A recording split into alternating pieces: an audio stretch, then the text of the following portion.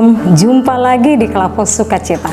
Hari ini kita hendak membaca kebenaran firman Tuhan yang terambil di dalam kitab Perjanjian Baru 2 Korintus pasal 3 ayat 6. Sebelum kita membaca firman Tuhan, marilah kita berdoa. Bapa di sorga, Bapa di dalam nama Tuhan kami Yesus Kristus, kembali lagi di saat ini kami mengucap syukur kepadamu ya Tuhan atas kasih setia dan penyertaan-Mu di sepanjang kehidupan kami. Kami masih diberi kesempatan untuk mendengarkan kebenaran firman-Mu.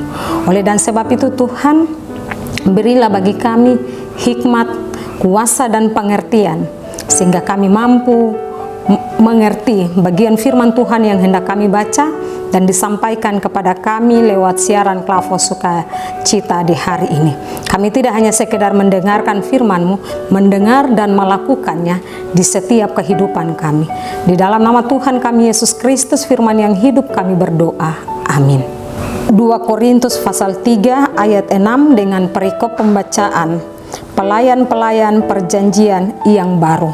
Ayat 6, ialah membuat kami juga sanggup menjadi pelayan-pelayan dari suatu perjanjian baru yang tidak terdiri dari hukum yang tertulis, tetapi dari roh. Sebab hukum yang tertulis mematikan, tetapi roh menghidupkan.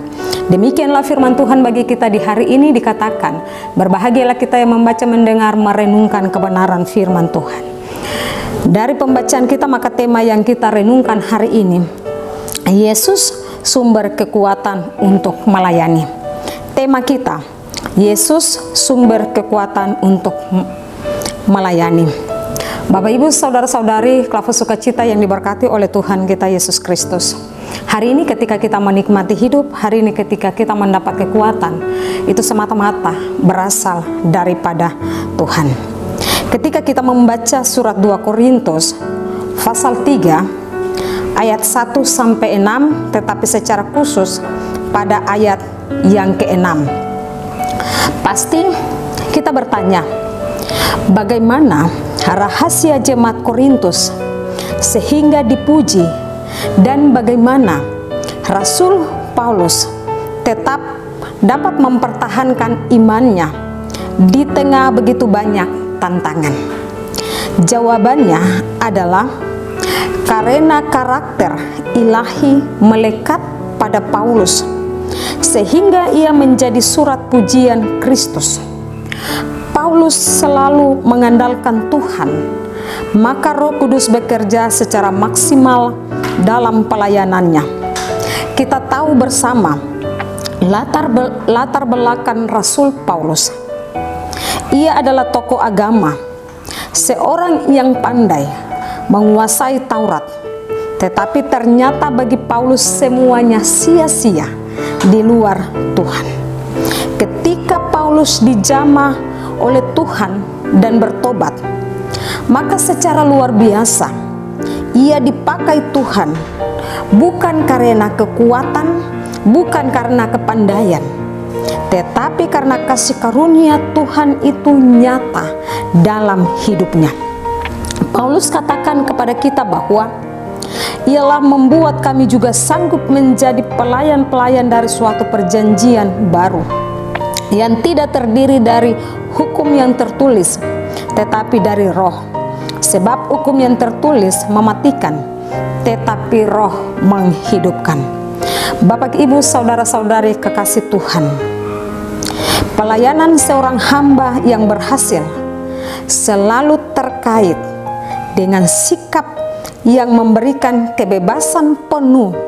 Roh Allah bekerja dengan seluas-luasnya. Paulus menyadari bahwa tanpa Roh Allah yang mengubahnya, maka mustahil dapat bekerja demikian spektakuler. Kita tahu bahwa Paulus telah bekerja dan melayani Tuhan lebih dari siapapun sepanjang zaman. Paulus adalah contoh pelayan yang ideal dalam hal ketulusan, kasih, ketegasan. Paulus terbukti telah menjadi surat terbuka yang dikenal dan dibaca. Bapak, Ibu, saudara-saudari kekasih Tuhan, ketika kita dipercayakan Tuhan untuk melayaninya, kita memberi hidup kita dipimpin oleh kuasa Roh Kudus. Sebab oleh kuasanya kita mendapat kekuatan untuk melayaninya di setiap hidup kerja pelayanan kita, baik melalui perkataan, perilaku yang kita tujukan setiap hari. Niscaya kita menjadi surat pujian yang dapat dibaca oleh setiap orang, bukan karena kepandaian kita atau bukan karena kehebatan kita, kekuatan kita yang kita pakai untuk melayani Tuhan. Tetapi ketika kita melayani Tuhan dipimpin, dituntun oleh Roh Kudus, maka kita akan menjadi berkat, sama seperti Rasul Paulus. Sehingga di tengah-tengah pelayanan kita, ketika banyak tantangan yang kita hadapi, ketika kita melayani Tuhan dengan ketulusan hati kita, dengan kasih kita, maka saya percaya bahwa apa yang dilakukan Paulus dalam pelayanannya, ketika Paulus mampu untuk melayani Tuhan dengan segenap hidupnya, dengan semua yang ada padanya, maka saya percaya bahwa kita yang melayani Tuhan hari ini, kita yang diberi kesempatan untuk melayaninya, kita juga diberi kekuatan, kita juga diberi kuasa untuk terus memberitakan firman Tuhan, firman yang hidup ini bagi setiap orang yang mendengarkannya. Maka kita menjadi berkat dan mereka juga menjadi berkat atas firman Tuhan yang telah kita sampaikan hari ini. Tuhan memberkati kita lewat kebenaran firman-Nya, baik lewat hidup pribadi kita, keluarga kita, persekutuan kita, dimanapun kita ada. Amin. Marilah kita berdoa.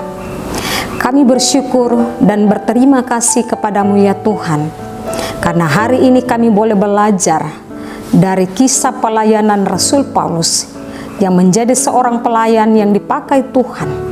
Ketika diperhadapkan dengan berbagai tantangan, ia tetap taat dan setia melayani Tuhan dalam ketulusan, dalam kasih dan ketegasannya. Biarlah kami hari ini yang mendengarkan firman Tuhan, kami mampu mendengar, merenungkan, melakukannya dalam hidup kami.